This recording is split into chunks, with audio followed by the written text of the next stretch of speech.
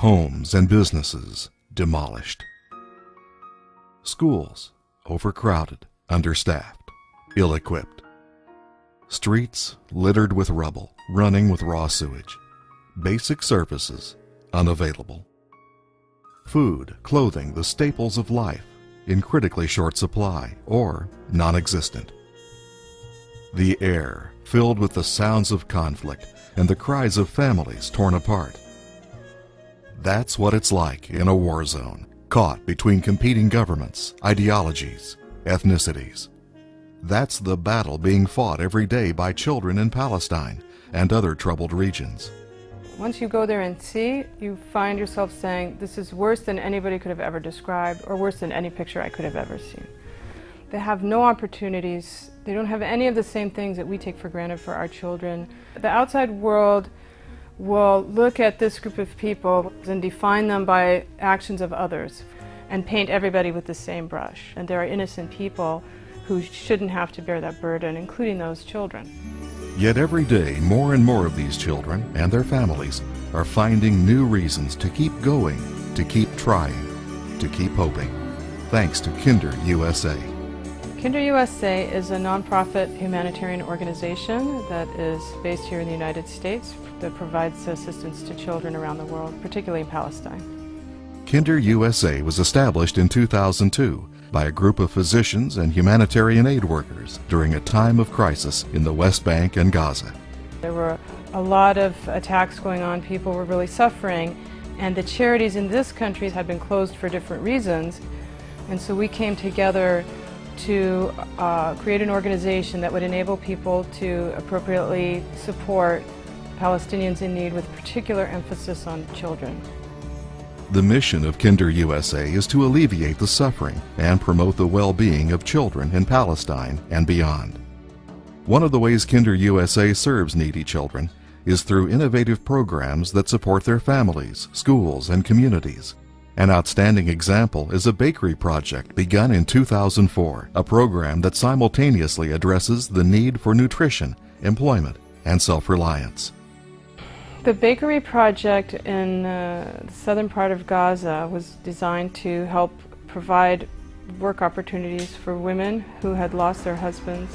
I met one of the women who had been working there that whole time, and she couldn't say enough about how grateful she was, because she had been living on the streets with her 5 children. So not only did we give her the opportunity to support her family, we gave her the opportunity to give back to her very own community and care for other children. Another example, a cooperative in a marginalized rural area southeast of Gaza City. Here, Kinder has trained women in the production of white cheese for distribution to indigent families. Again, this approach enables these women to earn money, to care for their children, and to contribute to their community. KinderUSA programs are also unique in the way they honor the character of the people they serve.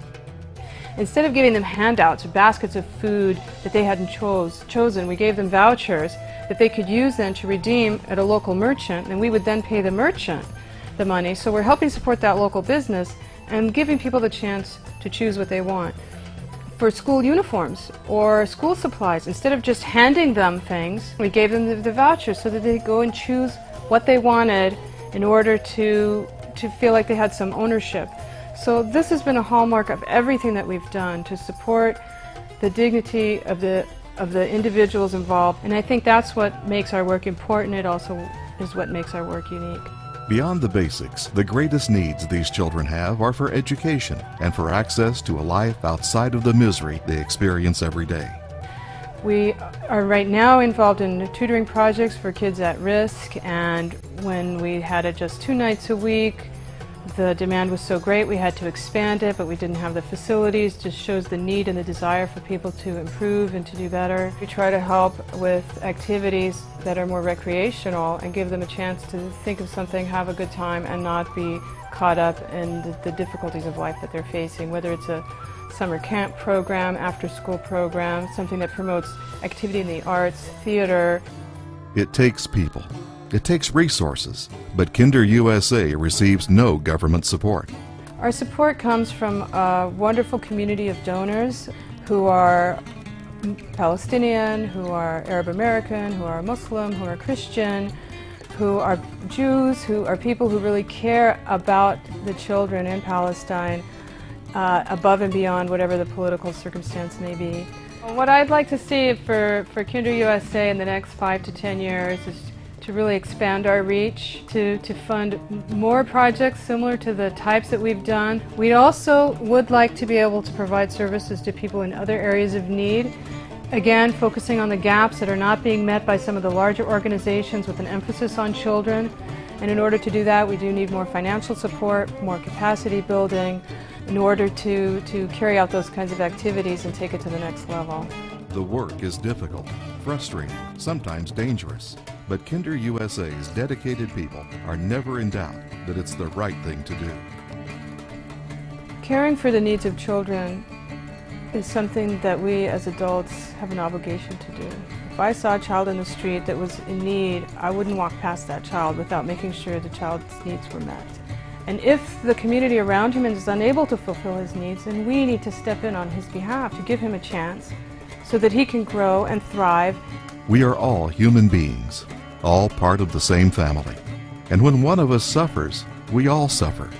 But thanks to the caring, concerned individuals who support the work of KinderUSA, there's a little less of that suffering in the world every day.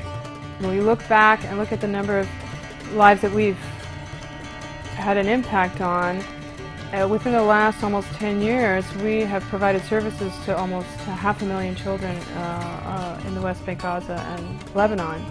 And when you think that the overall population we're dealing with is somewhere, with all of those groups, around 4 million, that is a very significant number of lives to have been touched. If we have the attitude that we're all here as part of the same human family to look after one another, and that each child deserves the same rights and opportunities everywhere, that can only translate into a better outcome for the entire planet.